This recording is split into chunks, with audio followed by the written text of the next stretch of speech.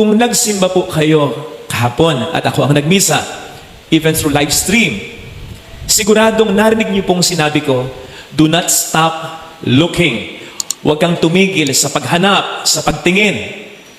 Ngayon naman, na sermon kong ito, ang i-emphasize ko ay, stop looking. Tigilan mo yung pagtingin. Bakit ganon? Kasi kung kahapon, ang lundo ng aking pagninilay ay, do not stop looking for blessings. Natiyak namang darating in His way, in His time sa buhay natin. Ngayon, ang sasabihin ko ay, stop looking for us not to sin. Sapagkat maraming mga pagkakasala, lalo pa ang pagkakasala ng pangangalo niya, ay nagsisimula sa simpleng pagtingin. Bigla ko naalala yung komento ng isang misis na kaibigan ko, katabi ang kanyang mister. Ang sabi ay, Father, hinahayaan ko ng tumingin. Wag lang gagalawin. To which I responded by saying, di ba't doon naman nagsisimula ang lahat sa pagtingin? Sinabayan ko uli ng tawa. Pero sana ito ay nagets nila, sapagkat ito ay totoong talaga. Umisip ka ng isang bawal na relasyon na hindi nagsimula sa simpleng pagtingin. O di ba't ganyan ang naging pagkakasala ni David nang siya'y mangalo niya kay Bathsheba? Isang umaga, nandun siya sa may terrace niya. Nakita eh. Tinitigan pa eh. Pinakaisip-isip eh. Si Bathsheba. Nagsimula sa simpleng pagtingin. Kaya nga sabi ng ating Panginoon sa Ebanghelyong narinig natin, kung ang mga mata mo ay nagiging sahi ng pagkakasala mo, dukutin mo. Ibig sabihin yan, takpan mo, iiwas mo ang paningin mo. Huwag mo nang pakatingnan, pakatitigan, papakaisipin pa ito. May lusot ng iba, Father, kaya nga tayo binigyan ng mga mata para makita ang mga magagandang katawan, magandang mukha na yan. Okay, sige. Okay lang naman na tumingin nang may paghanga. Pero kapag yung pagtingin na yan na hindi na paghanga, kundi alam mong naglilid na sa pagkakasala, takpan na yan. Kaya nga meron kang hindi lang mga mata, kundi talukap ng mga mata. Dahil hindi sa lahat ng pagkakataon, dapat bukas ang mga matang yan. Lalong-lalo na kapag nandyan na, kumakatok na ang kasalanan. O hindi ba't ganyan ang nangyari kay Eva at kay Adan? Nagsimula ang kasalanan sa simpleng pagsulat lang, pagtingin lang. Hindi naman diretsyo na inalok ng demonyo si Eva, lalo na kainin, tikman yung forbidden fruit na yan. Kasi alam ng demonyo, kapag inalok ko ito ng diretsyo, tatanggi ito. Hindi, sinabi ng Diyos, di namin kainin. Alam ng demonyo yan. Kaya meron siyang ibang taktika.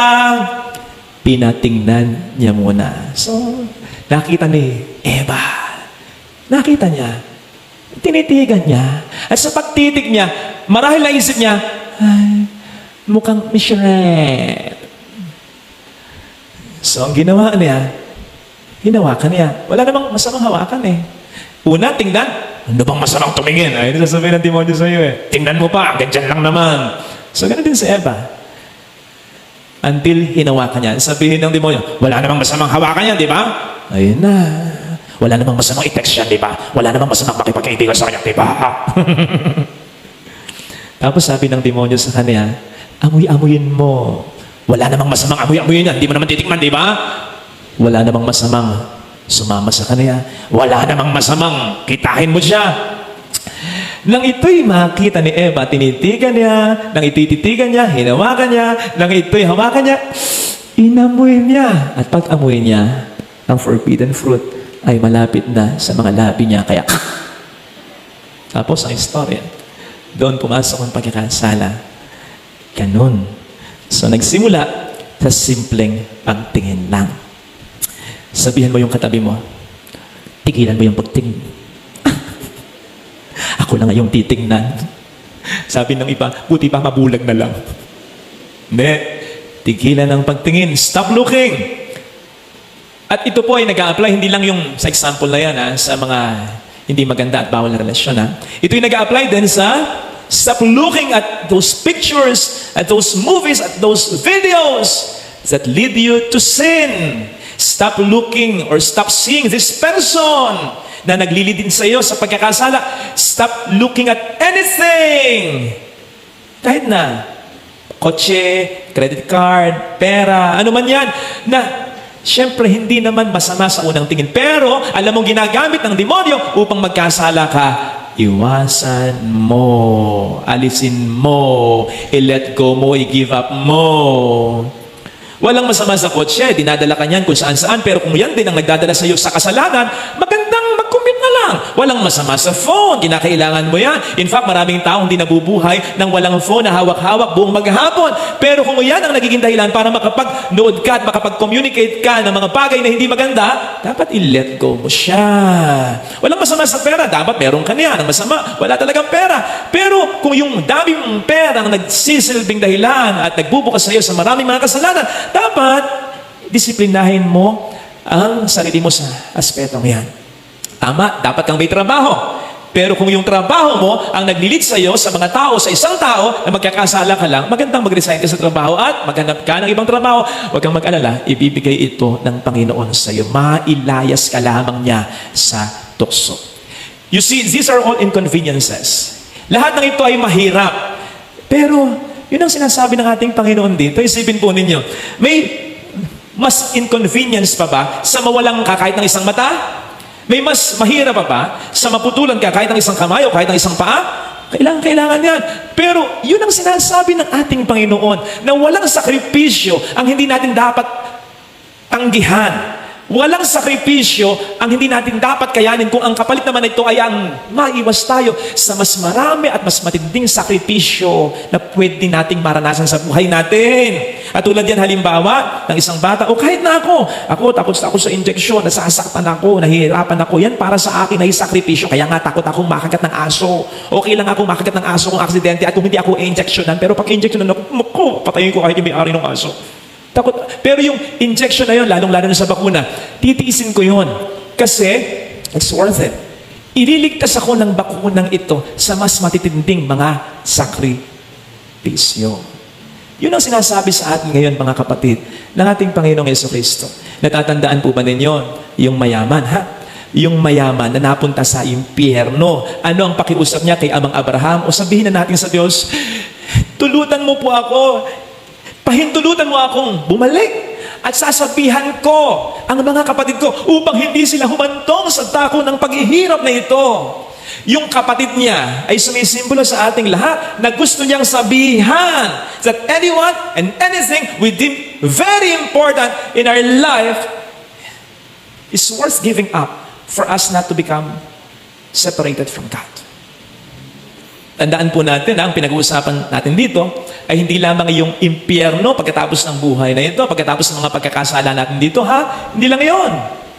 Kundi yung impyerno na po pwedeng magsimula kahit dito pa lamang sa lupa. Yung impyerno na mawasak ang iyong pamilya. Yung impyerno na masira ang iyong kinabukasan. Yung impyerno na sumadsad, masira, mawala ang inyong kabuhayan. Yung impyerno na magkagalit kayong mga magkakabatid, malayo ang loob sa iyo ng mga anak mo. Yung impyerno na isumpa ka ng mga taong mahalaga sa iyo dahil sa katintihan ng kasalanan ginawa mo. Yung impyernong ito ay po pwedeng magsimula kahit dito pa lamang sa lupa, na maiiwasan kung tatalikdan natin sa una pa lang ang ating mga kasalanan. Tandaan natin, hindi tayo pagkakasayahan ng demonyo ng pagkakataon ng panahon kung wala siyang mas malaking hinahangad na masira sa buhay natin. Kaya niya tayo pinagkakasayahan ng effort sapagkat alam niya, kapag nasira tayo, hindi lamang tayo ang sira, kundi ang mas maraming bagay at tao sa ating buhay. Kaya sana pag-isipan natin yan. We may choose our sin, but we cannot choose the consequence of our sin. Ang demonyo, ang ipapakita lang naman niya sa iyo ay yung sarap ng iyong pagkakasala, pero hindi yung hirap na kaakibat niyan. Yung hindi yung kapalit ng lahat ng yan. Kung sana tayo lang ang magdadala, hindi eh. Dadalhin din niya ng maraming mga bagay at tao na importante at mahalaga o close sa ating buhay na kung minsan nga sila pa ang pinaka-apektado. Kasi ikaw, tayo, kapag nagkakasala ka, lalong-lalo na sa una, nandun pa yung pleasure, yung saya, yung satisfaction ng pagkakasala. Sa simula, ha? Eventually, doon ka lang matatauhan. Pero yung mga taong nagmamalasakit sa iyo ng totohanan, lalo tigit yung mga tao sa buhay mo, yung nagmamahal sa iyo, sa simula pa lang, sumasakit na ang kanilang ulo, dinudurog na ang kanilang puso sa pagkakasala mo. Hindi ba't mas mahirap yon? Sa simula pa lang, sila lang ang nagdadala. Hanggang sa huli, sila pa rin ang magdadala. Kasi hindi ka naman nila pababayaan talaga. Hindi nga ba't, again, mas masakit yon? Yung kasalanan na hindi naman nila ginusto. Yung kasalanan na pilit ka namang iniiwas dito. Yung kasalanan na hindi naman sila nagkulang ng pagpapaalala sa iyo. Iwasan mo, sumigil ka pa rin. In the end, they will also bear the consequence of your sins. Di ba't mas mahirap yun sa kalagayan nila?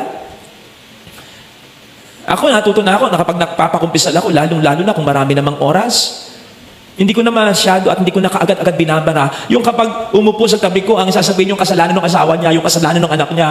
Madalas dati, ang ginagawa ko, teka po, nangungumpisal po kayo, hindi ng kasalanan dapat ng ibang tao, kundi kasalanan ninyo. Pero alam po ninyo, yung mga tao yun, kung minsan naghahanap lang ng makakausap. Hindi nila makasabi sa iba yung problema nila sa kanilang asawa, yung problema nila sa kanilang anak, kasi ayaw nilang masira ang imahe ng kanilang pamilya, ayaw nilang siraan yung taong sumisira sa kanila at sa kanilang pamilya. Tingnan nyo nga yun. Ilang beses lang sinabi sa iyo na nagkakasala at ayaw magbago. Tigilan mo yan, kung hindi, bahala ka na sa buhay mo. Pero gagawin ba nila? Hindi. Hindi ka rin naman nila matitiis kapag nagkasakit ka na, kapag wala ka ng pera.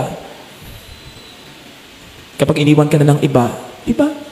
Di ba't may mga kakilala tayo na nung mamatay, kahit sa piling ng iba, kinuha pa rin nila. Para masiguradong patay talaga. Hindi, joke. Para maalagaan po, para mabigyan pa ng dissenting living talaga. Yun po. Sana makita natin yun, ha? Sana makita natin yun. Yung mga tao na dahil tayo nagpapatuloy sa kasalanan, di natin minamahal. Di natin sila minamahal kasi pinahirapan natin ang kanilang kalooban. Tayo patuloy na minamahal. Yung mga taong tinitiis natin, hindi tayo matiis. Yung mga taong ayaw nating pakialaman tayo sa gusto nating sumigil sa pagkakasala natin, pinapakailaman pa rin tayo kahit may sariling buhay sila sapagkat tayo ay mahalaga para sa kanila. Isipin natin yon. Wala man tayong malasakit para sa ating sarili pag malasakitan natin ang mga taong ganito sa buhay natin. Ito sana mga kapatid ang ating ipagdasal. Yung punto na ng impyerno ay nagsisimula hindi sa kabila, kundi dito pa lamang sa lupa. At ito ay impyerno na masira yung magandang plano ng Diyos para sa iyo. Please don't forget to subscribe Hindi for lang our para next sa iyo, video kundi uploads. para sa mga Bye-bye. See you soon. konektado sa buhay mo.